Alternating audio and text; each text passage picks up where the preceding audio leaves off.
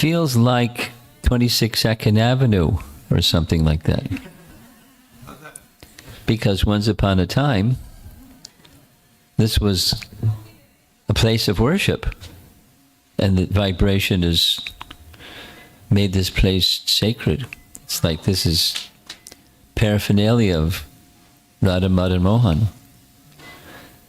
Just like 22nd Avenue is a place of Srila Prabhupada's transcendental pastimes. They changed the floor at 22nd Avenue, but it still has, the walls have the same vibration. Very special place.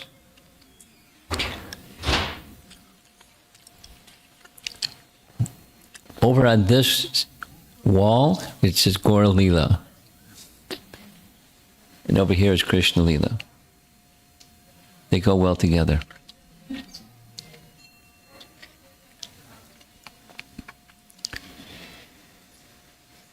So,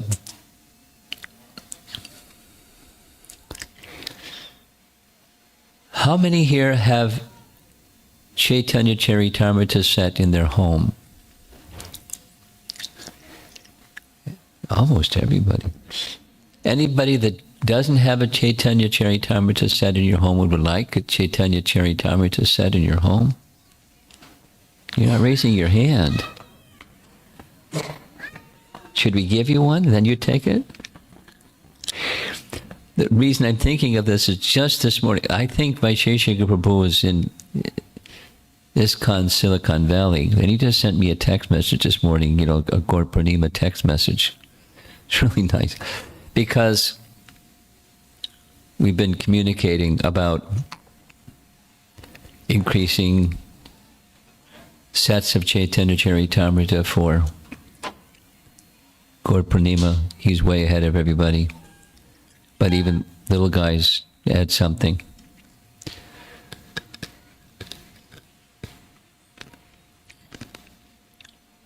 Is somebody here from the Potomac town? Would you, if anybody would like a Chaitanya Charitamrita set, stand up. He'll help you get a Chaitanya Charitamrita set delivered to your home or in your hands or something. So if you want, see him and he'll help you. And I can, it's not a full crowd. The crowd is out there waiting for prasadam or something. Go ahead. So from Chaitanya Charitamrita, we, as well as Chaitanya Bhagavat, we hear a great deal about King Prataparudra, because he had the good fortune of being king in having Chaitanya Mahaprabhu enter into his kingdom and reside there for so many years. I guess we would say 18 years. And he is a very special personality, along with being a great devotee of Chaitanya Mahaprabhu. The little history of King Prataparudra, according to Gaura Gonadesh Dipika, which is a book, it's kind of like who in Gaura Lila, who's who in Krishna Lila, or vice versa. And Kavi Karnapur explains that Prataparudra previously was King Indradumna. King Indradumna, he took birth in the Surya dynasty. He ruled over a kingdom in Malava long ago in previous age, and his capital Avantipur. Vidyapati was his priest. According to the biography of King Indradumna, this event took place in the first half of Brahma's life. He has two halves. And Jagannath appeared at that time in Puri, or Nilachala, as Nilamadava. There's a deity of Nilamadava. And according to this biography, the purpose of Nila Madhava's appearance,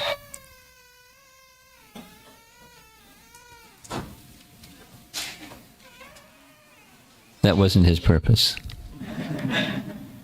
His purpose was conditioned soul should be delivered. So Nila Madhava came for that purpose.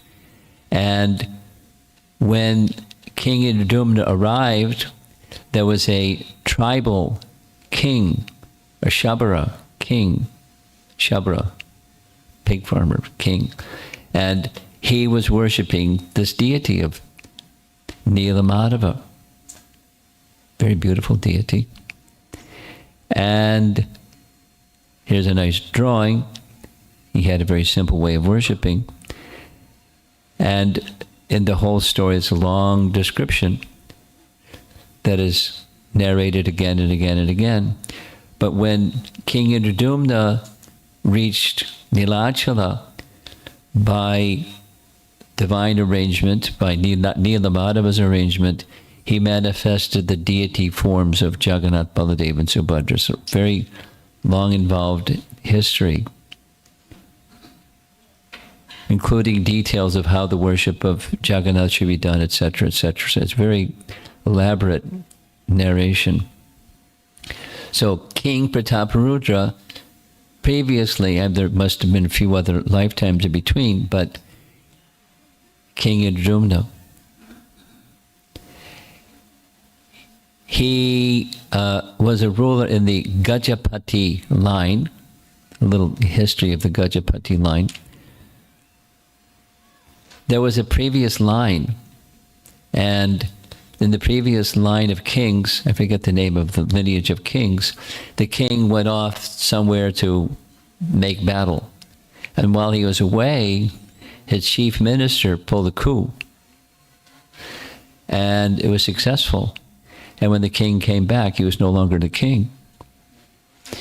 And that king who pulled the coup, his son was King Prataparudra's father. Purushottam Dev was the next in line, and then Prataparudra. So he is early in this lineage of kings, Gajapati kings. This is where he had his capital in Cuttack, not far from Puri. And he ruled for 44 years, during the time that Chaitanya Mahaprabhu was there, a little before that also. And he had 5 sons. We hear about the eldest son. We'll hear about the eldest son towards the end as we go forward. Purushottama Jana. And the king was initiated disciple, a Diksha disciple of Kashi Mishra. And whenever he would come to Puri from Cuttack, he would visit his guru, who was overseeing the worship of Jagannath. After his lunch, he would massage his feet and legs every day and hear a report about Jagannath. He was a Jagannath Bhakta and a great Vaishnava, as was Kashi Mishra.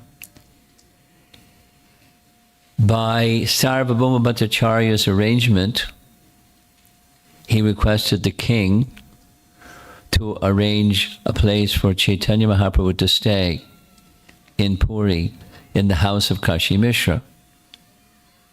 Now this word Gambhira has different meanings in different circumstances, but the biographers say it's a common word in Orissa that means kind of like veranda in a house. How many here have been to Gambhira in Jagannath Puri? Good, good. May you all one day get the opportunity to visit. It's a little teeny place. And he lived there for the most part, for 18 years, in his ecstasies of feelings of love and separation from Krishna in the mood of Radha. Very transcendental place. Very transcendental place. In the house of Kashi Mishra, there's a very nice set of deities. We'll show you the picture of the deities shortly. Radha Kanta. Radha Kanta were deities that were worshipped by Vikreshwara Pandit. Vikreshwara Pandit was a contemporary of Chaitanya Mahaprabhu. Very special devotee. And Vikreshwara Pandit had a disciple, Gopal Guru, and another who were Dhyana Chandra. So they're both very elevated devotees. And in this house of Kashi Mishra is this nice deity. The temple of this nice deity is very simple, but the deity is very beautiful and very powerful deity, very merciful deity. So some other things about the king, just a little background before his interactions with Chaitanya Mahaprabhu.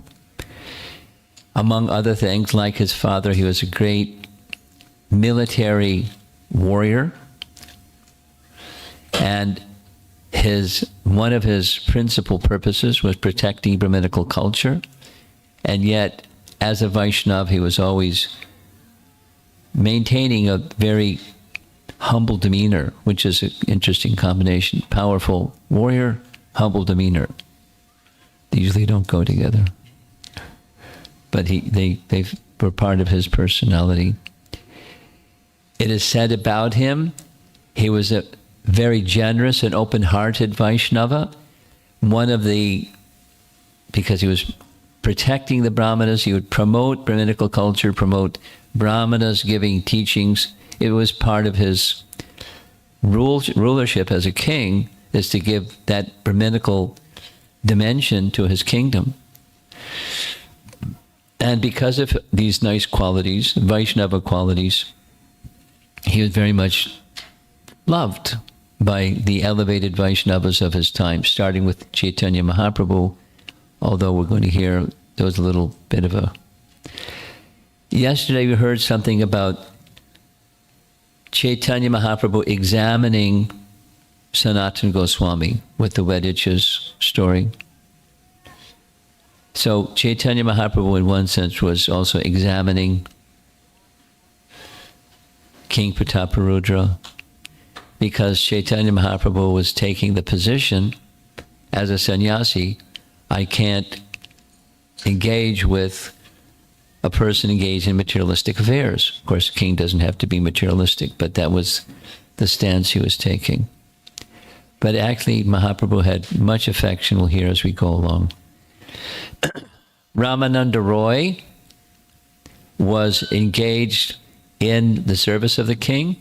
He, as we hear, he was governor. In Prabhupada's version of Chaitanya Charitamrita says Madras, now it has a different name. But it's a big part of the king. So his father, Purushottam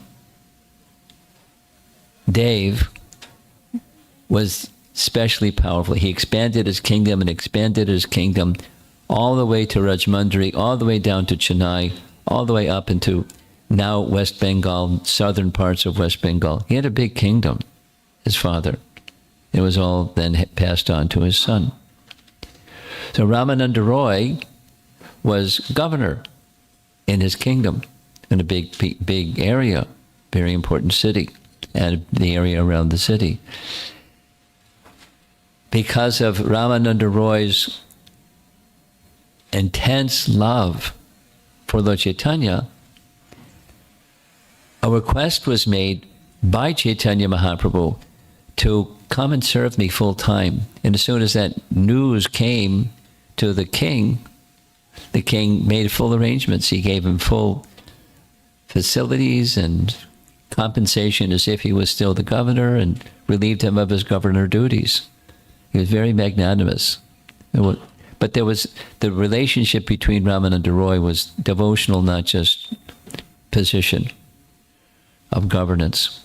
Kashi Mishra, his guru, and Sarvabhauma Bhattacharya, who was the chief priest or educator in the whole of Puri under the king. So the king was the object of affection. All of these, well, Sarvabhauma Bhattacharya was a superlative brahmana. The others had some ruling capacity, but also were vastly learned.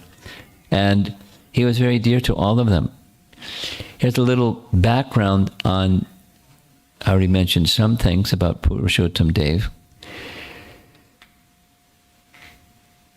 In the course of expanding his kingdom, now his eldest son, Prataparudra, required a wife. So Purushottam Dev, went to visit the king of Kashi, requesting that his daughter, whose name was Padmavati, that his daughter marry his son. In principle, the king of Kashi accepted, but he wanted to meet the young man. So he came at a time when Rath Yatra was going on. And he took exception to the fact that the prince, soon to become the king of Purushottam Dev's kingdom, is sweeping the road with a broom in front of Jagannath. I'm not going to have my daughter marry a street sweeper. So he called off the marriage and went back home.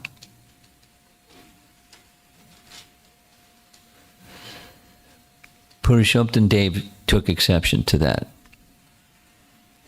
So he amassed his full army and marched to the kingdom of the king of Kashi, and a big battle. And the battle was a standoff. Day after day after day after day after day. There wasn't victory. And he was surprised and disappointed when he came back. So he went back to Puri. And when he came back to Puri, he fell flat before Jagannath and prayed and prayed and prayed. And it doesn't say how it happened, but Jagannath gave him some indication. Don't worry, I'll take care of it.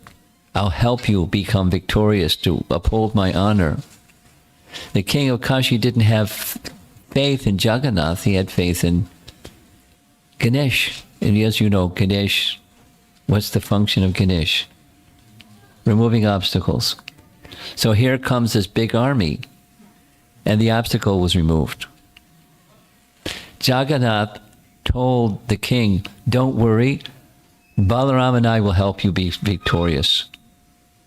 So he took courage, he got his army together, and as he was going in the direction of the kingdom of Kashi, much to his surprise, there was a vendor that was selling, I forget what the vendor was selling, something, and the vendor approached the king, Purushottam Dev, and said, there were two men on a horse, and they came to get some wares from my stall, and they said, please take this ring, and when King Purushottam Dev comes, he'll give you the money to reimburse for the expense. So the shopkeeper showed the ring, and he recognized the ring. It's a gift that he had given to the deity. So he now understood. The advanced party was Krishna and Balaram. Two men on a horse, one very dark, one very white. So he took courage and smashed the king of Kashi. Not only smashed the king of Kashi, but he brought back for Jagannath the jeweled throne of the kingdom and gave it to Jagannath. And he also brought the deity of Ganesh and put it inside the temple of Jagannath in Puri. So the king of Kashi, the deity got a nickname because Ganesh removes obstacles. I forget the word, but he was crooked. He didn't remove the obstacle. In fact, Ganesh was removed. So he came to Puri with his daughter at the time of Rath Yatra, and he watched once again as Prataparudra, his son-in-law to be, was sweeping in front of Jagannath. And now he understood this transcendental position of Jagannath. His faith in Jagannath just went way up. And he attended the whole Rath Yatra. There's some nice paintings of the Rath Yatra scene. Here's one. The cart looks really big. Really big. Here's another painting with the Jagannath temple in the back. A zillion people along Grand Road, moving along, heading for the Gundicha temple. In Chaitanya Bhagavat, there's a nice description that the king, it's mentioned also, but more elaborately in Chaitanya Bhagavat, the king heard from Sarvabhauma Bhattacharya that this is not just, a very effulgent sannyasi. He's the Supreme Personality of Godhead. And in Chaitanya Charitamrita, the king said, just on your word, I accept. And he developed a desire to meet. That was the start of the problem, the examination of the king. The first time the king, according to Chaitanya Bhagavat, the first time the king saw Lord Chaitanya dancing in kirtan, he saw his mouth was frothing with saliva, and his entire body was covered with dust. So he had some doubts. What's this? That night, he had a dream. Jagannath appeared in his dream. Jagannath was covered with dust and saliva. And then he saw Lord Chaitanya Mahaprabhu sitting on Jagannath's throne, along with the deity of Jagannath. The math was quick. 2 + 2.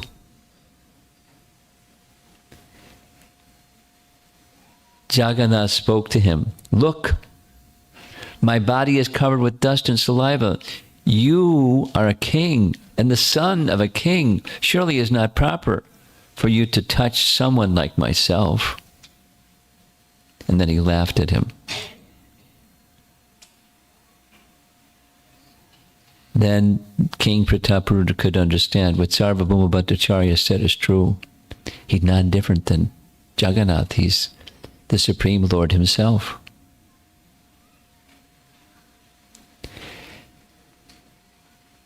That's not narrated according to Krishnadas Kaviraj's way of narrating Chaitanya Bhagavat. He touches on topics that are already discussed at length in Chaitanya Bhagavat, only for sake of history, but he doesn't repeat what Chaitanya Bhagavat says, that detail of the dream, etc.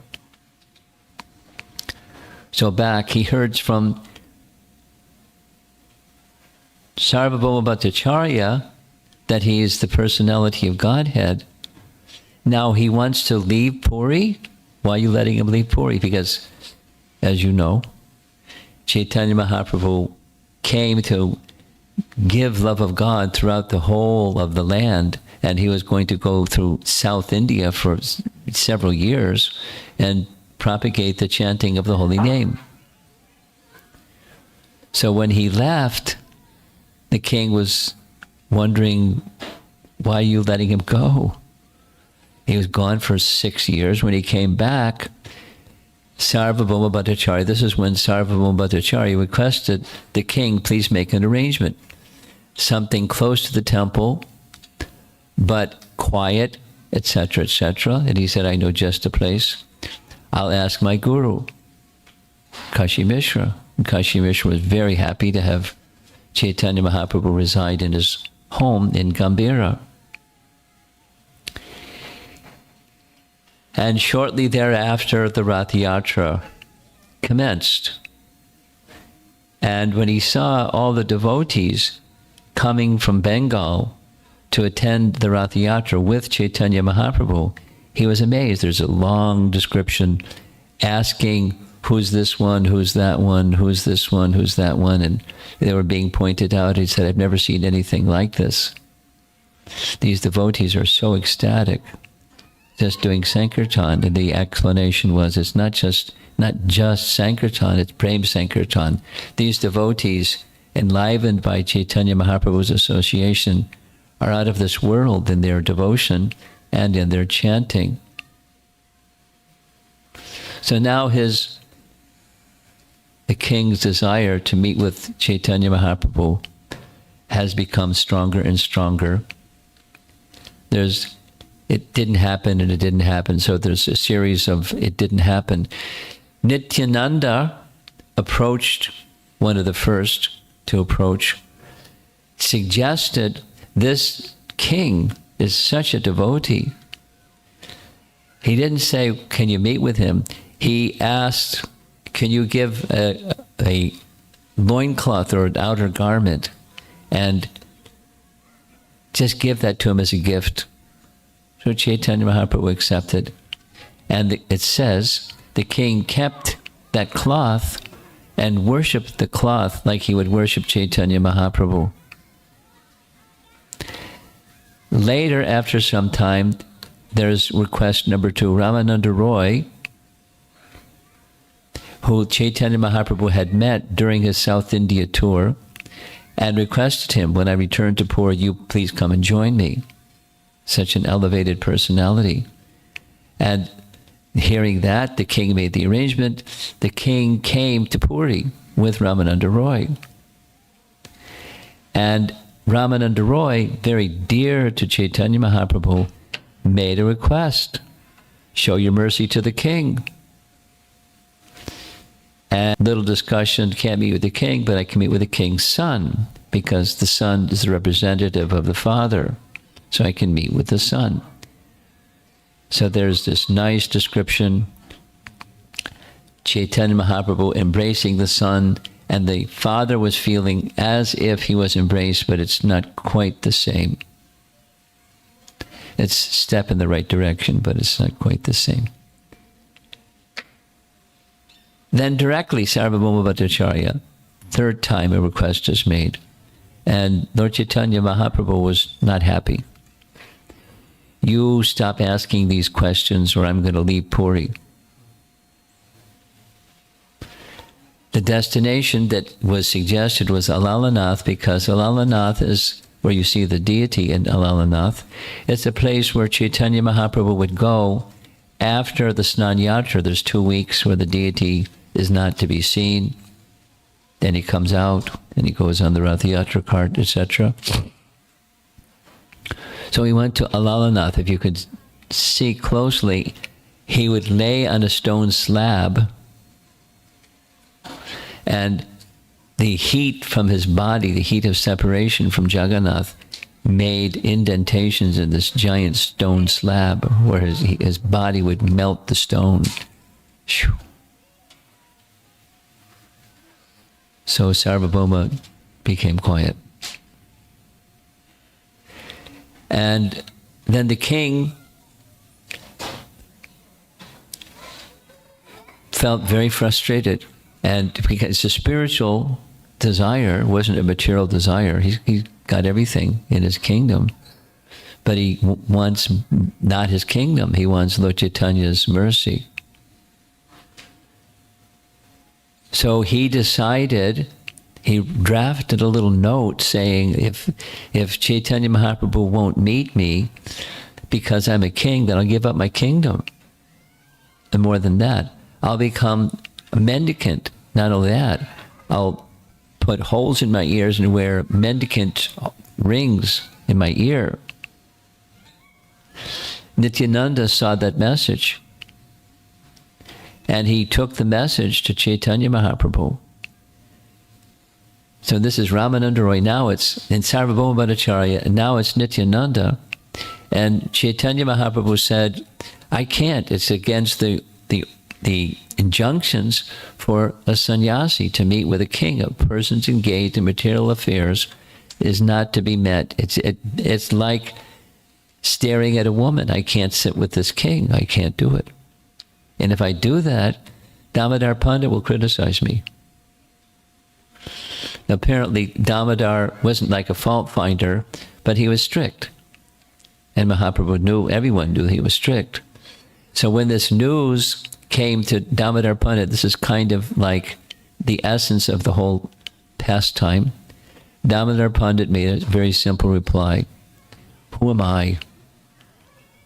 I'm a tiny jiva, and you're the personality of Godhead, and you're afraid that I may say something? I know that you have this very wonderful quality. While you're very strict sannyasi, you're moved by the love of your devotees. So I know that an arrangement will be made somehow or another where your strict sannyas rule will be followed, and you'll give your mercy to the king, because that's your personality. You reciprocate with the love of your dear devotees. And that's what happened. But it was a winding path to get there. The king is in great distress. The king is speaking regularly to Sarvabhauma Bhattacharya. Sarvabhauma Bhattacharya informs the king, I have the solution. I prayed to Lord Jagannath. He gave me this suggestion. Every year at Rath Yatra, Chaitanya Mahaprabhu, halfway through the Rath Yatra, at a place called Balagandi, the cart stops, they make offerings of bhoga to the deity. Chaitanya Mahaprabhu, after dancing, goes in a garden nearby, and he'll rest. So while he's resting, you can approach him silently. Don't wear your royal attire, wear conventional attire. And just recite verses from Gopi Gita, this referred to as Rasa Panchadhyaya, the verses describing the rasa dance of Krishna and the gopis. Just do that. So Rath Yatra time came, and once again, King Prataparudra is there with his broom, golden-handled broom, sweeping in front of Lord Jagannath. Chaitanya Mahaprabhu saw, according to Chaitanya Charitamrita, when he saw that humble mood, he already knew his devotion, his humble mood of service to Lord Jagannath, he then decided, I will meet with him. That very day, he met with him in a very interesting way. According to Chaitanya, this particular Rath Yatra, as you see in the painting here, the cart stopped and wouldn't move. They got elephants, several elephants, tied the elephants to the rope for pulling the cart. All the strong men couldn't do it. The elephants couldn't do it. Lord Chaitanya came along, asked the elephants to be released, stood behind the cart, placed his head against the cart, and it started to move. It's a big cart. And when the king saw this, he was astonished, needless to say. The Rath Yatra procession continued as he was chanting and dancing. The description in this chapter is, the procedure was, there were 7 groups, kirtan party, and many singers and instruments along with the main singer, and a main dancer, and many dancers along with the main dancer, and there were 7 parties that did like this. Celebrated dancers, celebrated singers, dancing ahead of the cart and by the side of the cart. At a certain point in time, Chaitanya Mahaprabhu was being so enlivened, he wanted to dance. And when he danced, 7 parties all got around him, and he was dancing. And the king wanted to see the dancing. And when he got close to seeing the dancing, Mahaprabhu fell. No, before he fell. The king had a chief minister, and the chief minister was Hari Chandana. And Hari Chandana was making sure the king was protected, so he was right in front of the king, so the king could see Lord Chaitanya dancing. But Srivas, as in the Panchatattva Srivas, he was watching right in front of Harichandana and standing there. So Harichandana wanted Srivas to move. But he was in trance, seeing Lord Chaitanya dance, and so he didn't move, and he was pushing Srivas and pushing Srivas and pushing Srivas. Finally, Srivas became angry and turned around and slapped Harichandana. Big guy. Brahman slapped a big guy, Harichandana. Harichandana was going to let him have it. And the king stopped him and said, "No, you're so fortunate, such an elevated Vaishnav as Srivas has given you his mercy. Please understand that's what has happened." It's a nice example, nice pastime. And then later, as he's dancing, Mahaprabhu, in ecstasy, fell to the ground. Whereas as he was falling to the ground, the king jumped forward, strong king, and he caught him so he wouldn't smash on the ground. And the external consciousness of Chaitanya Mahaprabhu was restored. And he started saying loudly, "Oh, how unfortunate I've been touched by a person engaged in material affairs. How horrible." And the king was shocked. I mean, there was the commentaries speak about this. On the one hand, Mahaprabhu has already decided he's going to meet with him. But on the other hand, he's setting an example of not being engaged intimately with persons engaged in worldly affairs. Although he knows he's a devotee, he's not just, a materialist, not just a materialistic king. But he is setting an example at the same time, reciprocating in loving dealing. So as Sarvabhauma Bhattacharya suggested, it followed the plan. In this garden by the side of Balaganji, Mahaprabhu laid down to take rest. As he was taking rest, because Prataparudra was already expert at massaging the legs of Kashi Mishra and the feet, so he did the same. And while he was resting like this, he began reciting verses from Gopi Gita. Canto 10, chapter 31 is where he started. And when he got to text 9, specifically it says in the Chaitanya Charitamrita,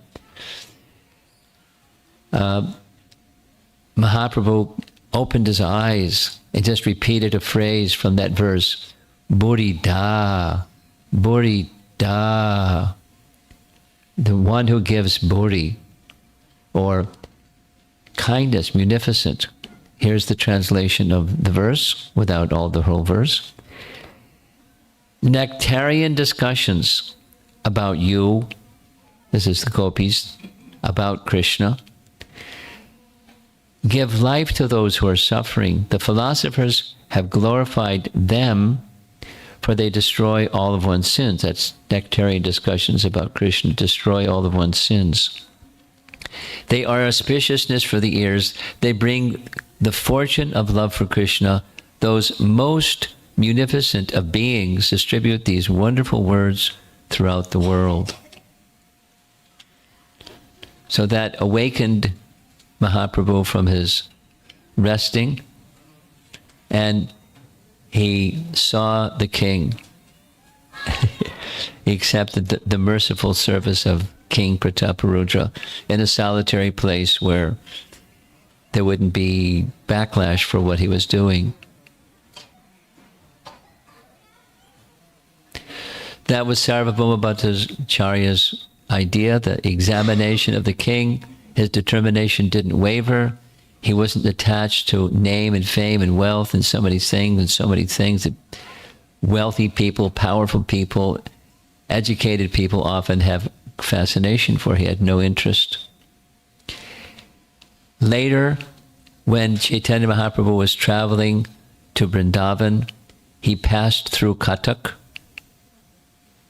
And when he passed through Katak, he met the king, similarly in a garden, beneath a bakula tree, and he embraced the king.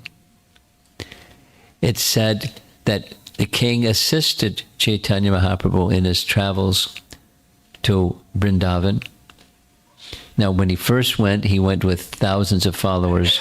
And then he went again, it was just he and one servant.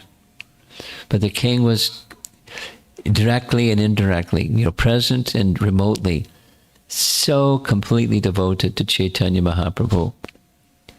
In this event in Katak, the commentary says he then became known at one of the names of Mahaprabhu is this one, Prataparudra Santratar. He saved him from this terrible feeling of being separation from Lord Chaitanya. There's another nice event, I'm almost done. There's another nice event where Bhavananda Roy, who was the son of Gopinath Pattanayaka, would sometimes borrow money. And he then had to pay the money with some tax. Bhavananda Roy. And then the king's son came to know that he hadn't paid his tax. So there was some confrontation. They were brought before Purushottam Jana. And Bhavananda Roy said, I'm not able to pay. You can do with me what you like. He decided to put him on a changa, which is a platform, wooden platform, and with knives underneath the wooden platform, and then remove the wooden platform, and they would fall on the knives and finished. Kind of a cruel penalty for not being able to pay money owed to the king. The devotees were in great distress. Somehow the message got to the king. The king heard what was going on. The king came and stopped it. He said, I don't care for this. So many kahanas of payment.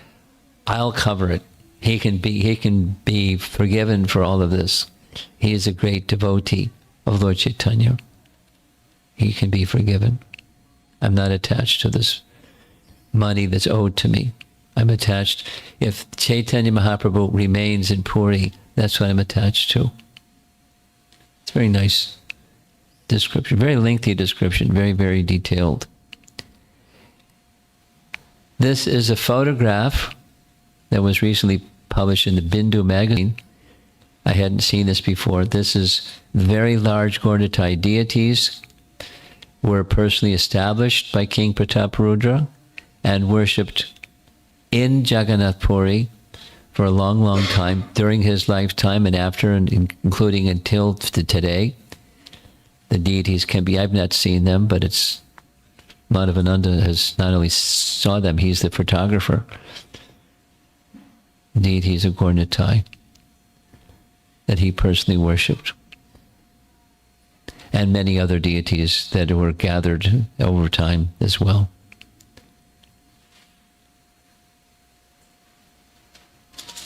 In Bhakti Ratnakar, this is the last of these references, when the king heard that the Lord had departed, he fell to the ground and began lamenting, hitting his head again and again. He fell unconscious.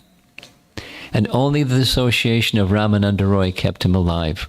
The king was unable to bear the absence of the Lord, so he left Puri, remaining elsewhere for the rest of his days. Bhakti Ratnakar.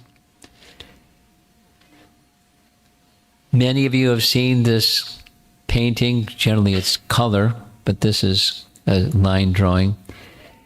This is said to be a painting that was commissioned, or a drawing, that was commissioned by the king himself, by the side of Narendra Sarovar. The version I'm used to seeing is the black and white checkered marble, which is the perimeter surrounding the Narendra Sarovar, prostrating himself before everybody as the king. And the center is Gadadhar Pandit reciting Srimad Bhagavatam. To his left, Chaitanya Mahaprabhu and Nityananda hearing him speak Srimad Bhagavatam. Behind them, Sarvabhauma Bhattacharya, and so on, so forth. The great standing up, hanging his clothes, that's Haridas Thakur. I'm surprised. He looks a little chubby. But that's because in the painting, there's different versions of this, but it has their names in Orient or Bengali, and it says who's who in the painting. So this is Lord Jagatananda Pandit and Lord Chaitanya and his principal associates being offered respect by the king by falling prostrated before them. He wasn't just coming to hear the Bhagavatam recitation. He was wanting to offer his respects to all the Vaishnavas, and that's his humble nature, while at the same time very powerful king. Protector of the Brahmins, protector of the virtuous, protector of the principles of high education and learning, and very devoted to Chaitanya Mahaprabhu. So there's a little discussion, and according to the time that was allotted, I made it. So I can take a little bit of time for some discussion, if there's comments or questions. Yeah? You mentioned in the Bhakti Ratnakara that King Prataparudra left Puri because of separation. Yeah. And also that Ramananda Roy was keeping him alive. Yeah. So did Ramananda Roy also leave Puri? Doesn't say. This is just Bhakti Ratnakara. There's a detail that doesn't have an explanation. If somebody in the room knows, you can say, I don't know. Do you know? No.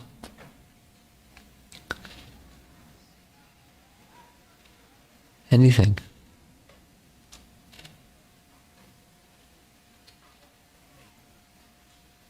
Back there and behind you.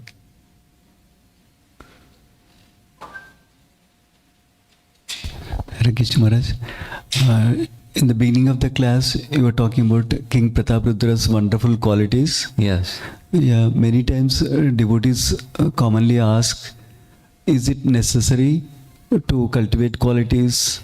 Because by cultivating devotion itself, qualities will come.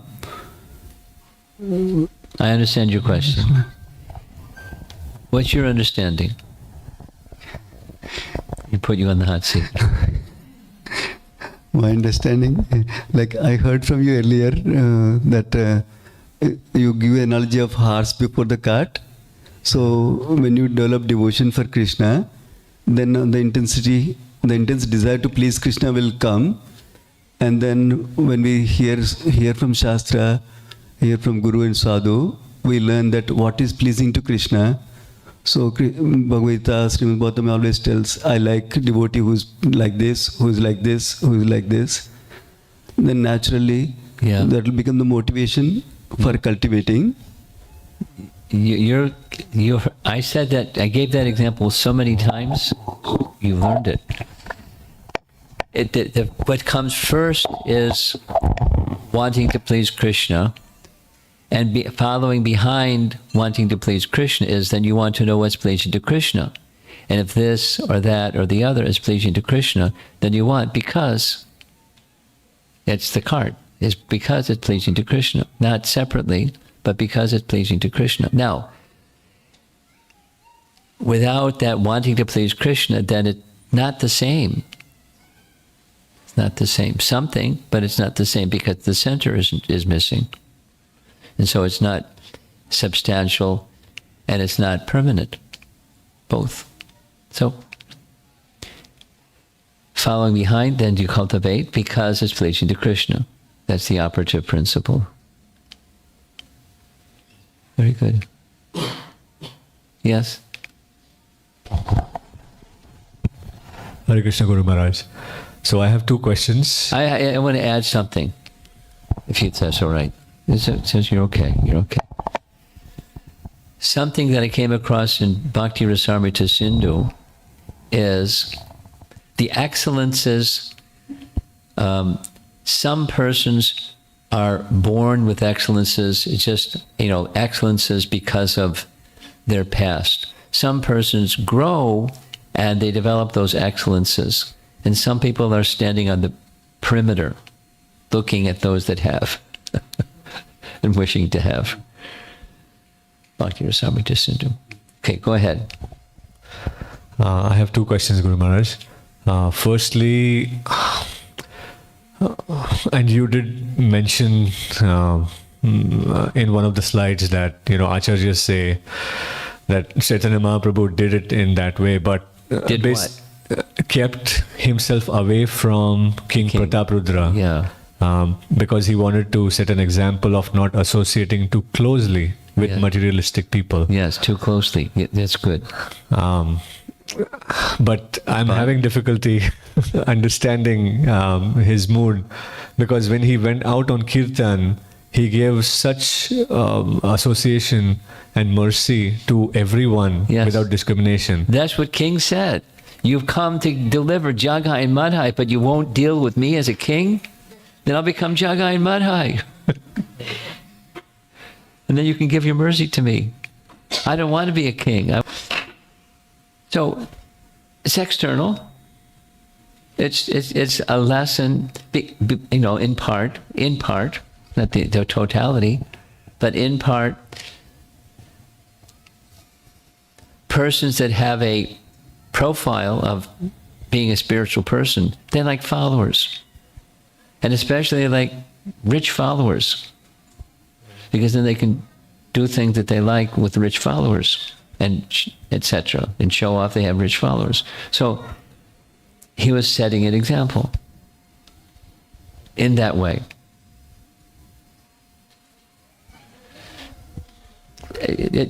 The contradiction was pointed out by the king, as you're pointing out. Okay. You appeared in this world to deliver the most fallen. Consider me the most fallen. And if I have to stop being king to be the most fallen, no problem. So it's a lila that has its this side and that side tension. Loving exchange. Go ahead. It surpasses logic. So I guess I'm trying to be logical with my second question. Okay. Pass the microphone up this way. By the way, the person with the microphone is a very senior Prabhupada disciple. And anything he may have to say is worth hearing. Following up on the question about the qualities, including what you said, I was just remembering that when I was reading some letters from Srila Prabhupada from the 1966, and the Bowery Loft, he was teaching those room conversations and morning walks. So the latest is he's in Melbourne, and 3 people in a row he started speaking about sadachar, the importance of proper qualities, sad-achar, good qualities, good character, and explaining, after somebody would leave the room, they had a guest, so then it's just the devotees in the room, and Prabhupada was saying how it's essential to attract, to help persons who have 2 feet in a different boat, to have proper regard for the message of Krishna in Bhagavad Gita, etc., is by having good qualities, good character, sadachar. That will be compelling to at least take the message of Krishna in Bhagavad Gita seriously. It wasn't just strategy, although it was also strategy. It will help people come to the stage of taking the message of Krishna seriously. And conversely, if you don't have good qualities, they're going to walk away. So for both plus minus, sadachar is very important. Good quality, good character, very important. Someone else. Okay. I'm supposed to go to the Baltimore Temple and conduct their Sunday program, and I'm kind of going to have to hurry to get there. So if you can excuse me, I'm going to hurry to get there. And thank you for coming. There's like a lot of things going on.